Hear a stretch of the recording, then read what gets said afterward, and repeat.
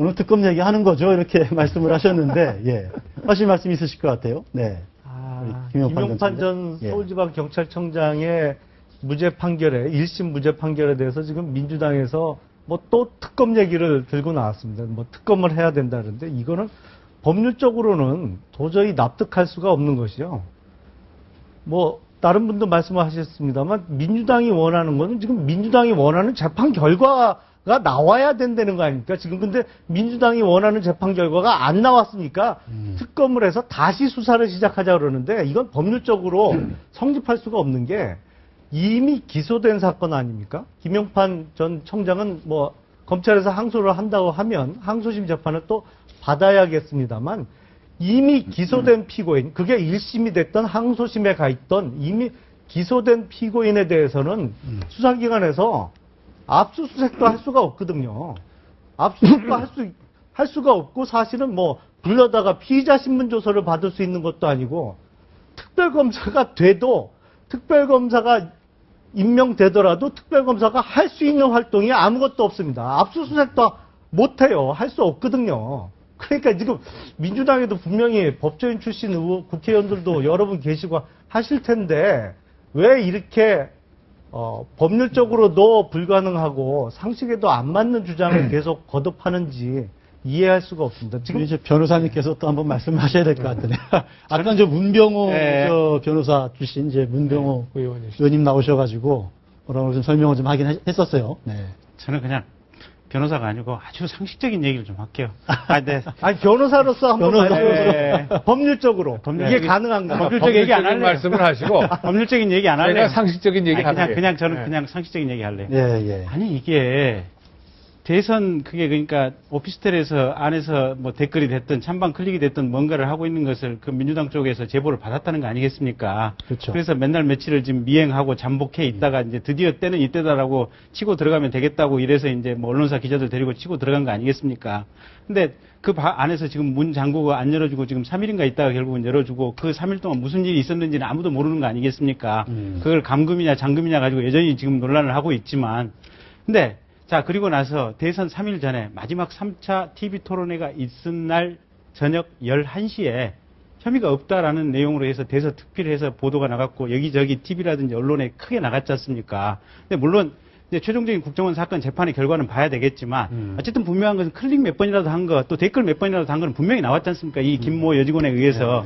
근데 자, 그렇게 객관적인 팩트가 틀렸고 그렇게 그 당시에 시끄럽던 것을 대선 직전에 수사도 똑바로 안 하고 그때 압수수색 영장을 신청한 것도 아니었지 않습니까? 그 여직원이 자발적으로 나와서 그 여직원이 내가 이런 키워드 제시하는 범위 내에서 이거 국정원 컴퓨터니까 내가 이런 키워드 제시하는 범위 내에서 하드디스크 니들이 요 범위 내에서만 분석해 라고 해놓고 그 대선 3일 전에 국민들이 그렇게 큰 관심을 갖고 있었던 사건에 대해서 틀린 결론을 발표해놓고 이 사건에 대해서 대한민국에서 아무도 책임지는 사람이 없다.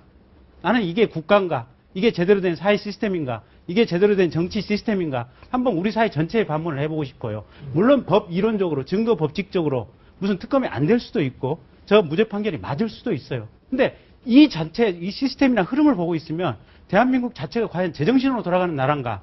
저는 정말로 이 분노를 느낄 수밖에 없습니다. 자, 대한민국 전체가 반박을 제대로 돌아가는 나라인가라고 하는 것의 걱정에 대해서는요. 지금 말씀하신 김 변호사 말씀하신 것뿐만 아니고 과거에 간첩 혐의로 체포돼가지고 이 재판받았던 사람들이 굉장히 많은데 분명히 증거가 있어요. 그런데 그것이 합법적인 절차에 따라서 수집된 증거가 아니라고 해서 전부 무죄 판결을 받았습니다.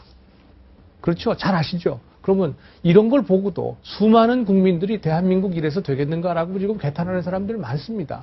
다시 말씀드려서 법원은요, 뭐 잘 아시겠습니다만 변호사시니까 증거에 따라서 재판할 수밖에 없는 겁니다. 그러니까 지금 이 사건은 뭐 댓글 사건 이걸 그것이 기본이 출발했지만 핵심적인 것은 뭐냐면 권은희 과장이 했던 주장에 대해서 그것이 신빙성이 있었느냐 없었느냐를 가지고 이게 이번 판결의 핵심 아니겠어요. 그러면 권은희 과장이 내 주장이 확실하다라고 하는 것을 입증을 해야 되는 거 아니겠어요? 그런데 판결문을 읽어보니까 권은희 과장이 주장했던 몇 가지 사항이 사실관계하고 많이 다르더라 이 말이에요. 그러니까 이 권은희 과장의 주장과 나머지 사람의 주장이 다르다는 얘기 같으면 제가 그 뭐 의심의 여지가 있다고 보겠어요. 근데 주장이 문제가 아니라 권 과장이 주장했던 사건의 사실관계, 팩트가 다르더라 이 말이에요. 그러면 재판부로서는 이건 이걸 유죄의 증거로 확신할 수 없을 거 아닙니까? 그래서 무죄가 난 거잖아요. 자, 그런데 여기에 대해서 민주당을 비롯해가지고서 이거 받아들일 수 없다고 난리가 난 겁니다. 저는 정치권이 이래서는 안 된다고 생각을 해요. 뭐 이건 무죄 판결에 대해서 유감스럽다. 국민들의 법감정과 다른 판결이 나서 참 유감스럽다. 2심에서는 제대로 하자. 또 검찰이 제대로 입증 못한 거에 대해서 검찰에 대해서 문제를 제기한다라고 한다면 저도 그럴 수 있다고 봅니다. 그런데 그것이 아니라 재판부가 판단을 잘못했다고 나서고 재판부를 협박을 합니다. 정치권이. 이게 민주주의가 퇴보하는 거 아닙니까? 민주당이나 기타 야권에서 안철수 신당도 마찬가지예요. 지금까지 뭐라 그랬어요? 계속 새누리당이나 박근혜 정부가 민주주의 퇴보시켰다고 그러지 않았어요. 그런데 지금 이거보다 더 큰 민주주의 퇴보가 어디 있습니까? 이런 생각이고요. 저는 이번 사건에 대해서 이런 해결책을 좀 제시하고 싶어요. 특검은 잘 아시다시피 실익이 별로 없잖아요. 그러니까 만약에 저는 사실은 다 끝나고 재판이 다 끝나고 나서도 문제가 있다고 생각한다면 특검 할 수도 있다고 저는 봅니다. 늘 그렇게 주장해 왔어요. 그런데 특검보다 더 좋은 해결 방법이 있습니다. 한성열이든가요? 여주지원장하고 팀장 하다가 지금 윤석열 팀장. 또 거기 윤석열 팀장이 구성했던 팀이 있잖아요. 2심에 검찰에서 그렇게 구성해서 그 팀 보고 이 재판 다시 하라고 합시다. 여야가 합의해서. 네, 좋은 말씀이시죠. 그렇게 해가지고 그러고도 입증을 못하면은 아무 소리 말아야 되는 거 아니에요? 아니면 민주당이 간판을 내리든지. 어떻게 사법부를 협박하는 정당이 간판 올리고 있습니까? 협박했다고 하는 건 지나치신 말씀이신 것 협박 같아요. 아니에요, 그게? 협박했다는 지나치신 네, 말씀이신 그 것 같아요. 수많은 의원들이 박사님 얘기 좀 들어보세요. 센터에서 그렇게 얘기한 거 민주당이 협박한 거 아닙니까? 저는 이번 판결이 뭐 야당이 기대했던 거하고 다르게 나와서 뭐 문제가 되는 이게 핵심이라기보다는 좀 일단 그 국민적인 그 상식에 좀 반하는 그런 이제 국민 상식이 어떻게 된 들어보세요. 제가 이제 그 얘기를 드리려고 하니까는 그렇기 때문에 저는 이제 논란이 될 수밖에 없다 이렇게 이제 봅니다. 간단히 말씀드리면 이겁니다. 물론 이제 법원으로서는 이제 뭐 엄격한 이제 증거주의에 입각을 해서 정말 확신할 수 없는 증거가 없으니까 이제 무죄다 이렇게 뭐 판단을 했습니다만은 아주 그 상식적인 얘기로 이제 갔을 때 그날 그 TV 토론 끝나고 밤 11시에 밤 11시라는 그 심야에 발표를 했습니다. 경찰이 중간수사 결과라고 발표를 했는데 결국은 그것이 사실과 다른 허위 발표가 이제 된 거로 이제 판명이 됐습니다. 그리고 대선에는 엄청난 영향을 그것이 끼쳤습니다. 실제로 여론조사 결과 나온 거 보면은 만약 그런 발표가 아니고 반대 있는 그대로 나왔더라면은 대선 결과가 달라졌을지도 모르는 그런 조사 결과들이 나왔습니다. 그런데 그러면은 그렇게 대선 한복판에서 그런 허위 발표가 있었는데 여기까지는 지금 드러났는데 정작 그런 행위에 대한 책임을 지는 사람은 아무도 없게 된 이런 이제 상황이 이제 돼버린 겁니다. 이 상황을 과연 국민들이 어떻게 이거를 받아들일 수 있을 것인가 하는 이런 문제고요. 아까 이제 홍 교수님 말씀하신 것처럼 뭐 착오들이 있었습니다. 제가 이제 보니까는 뭐 권은희 과장이 뭐 이제 착각을 해가지고 얘기한 거 이거 법원이 이제 배척을 하고 바로 그것 때문에 이제 그렇게 된 거 부분들도 몇 가지 눈에 띄는 것들이 있고 근데 그런 것이 사실은 이 검찰 수사의 미진함이 원인이 된 것들이 있습니다. 부실 수사라고 얘기를 할 수가 있겠죠. 권 과장이 착오로 얘기했다 하더라도 검찰이 그 부분을 제대로 직접 확인을 했어야 되는데 그거 없이 그냥 법원으로 이제 간 거 이런 거는 분명히 이제 검찰의 책임 부분도 있습니다. 그래서 저는 법률적으로 봤을 때 제가 뭐 법률 전문가는 아닙니다만은 지금 뭐 김용판 전 청장 이 건만 가지고 뭐 다시 요거 건만 가지고 특검을 한다. 제가 봐도 좀 무리는 있어 보입니다. 이미 그 판결이 난 거에 대해서 2심에 가가지고 검찰이 이제 다시 뭐 입증을 어떤 부분에 주력을 해가지고 허위 사실 발표 이런 거를 뭐 입증하는데 주력한다. 이런 거는 뭐 가능하겠지만은 요 건만 가지고 이제 특검하는 건 무리가 있어 보이지만은 이미 그 야권에서 국가기관 대선 개입 전체에 대한 이제 전반적인 특검 이런 걸 제안해 놓은 상태고 저는 그 전체적인 그 특검 논의 속에서 이런 문제 같은 경우도 이런 거는 뭐 조정이 될 수 있는 부분이고 필요에 따라서 특검 얘기 나오는 거는 저는 요건 뭐 김용판 전 청장에 대한 특검뿐 아니라 좀 전반적인 맥락에서 이거는 판단해야 될 문제 아닌가. 아까 홍성걸 교수님이 참 말씀 잘하셨는데 아니, 잠깐만 제가 1분만 얘기할게요. 홍성걸 교수님 말씀 참 잘하셨는데 지난 국정원 국가기관 대선 댓글 개입 사건에 관련해서 직접 수사에 참여했던 수사팀 팀원 검사들이 지금 7명이라 그러거든요. 근데 7명 중에 지금 1명만 중앙지검에 남아있고 나머지는 다 전국적으로 이렇게 뿔뿔이 흩어져 가 있답니다. 그러니까 뿔뿔이 흩어진 현재의 그 각 청에서 평소에 그 청의 일을 수행하다가 재판이 있을 때만 지금 올라와서 지금 이 국정원장 원세훈이죠. 원세훈장 사건에 대한 공소유지를 하는 이 시스템으로 바뀌었다고 하는데 홍 교수님 말씀하신 게 딱 맞아요. 지금이라도 검찰은 그 사람들 서울중앙지검으로 이 사건 공판 끝날 때까지 발령을 내서 끝까지 책임지도록 하는 그 시스템으로 당장 복귀를 해놔야 됩니다. 그렇지 않으면 홍 교수님 아까 말씀하신 대로 누구나 국민들의 입장에서 볼 때 검찰이 그렇게 못하도록 그냥 유도를 한다라고 오해를 할 수밖에 없는 상황이 될 겁니다. 아니 방금 이거 이게 김용판 전 청장이 무죄 난 건 검찰이 부실 수사했기 때문이라면서요. 근데 그 팀을 다시 불러서 뭐 하면 뭐가 달라집니까? 지금 달라질 그런데 겁니다. 말씀이 달라질 지금 겁니다.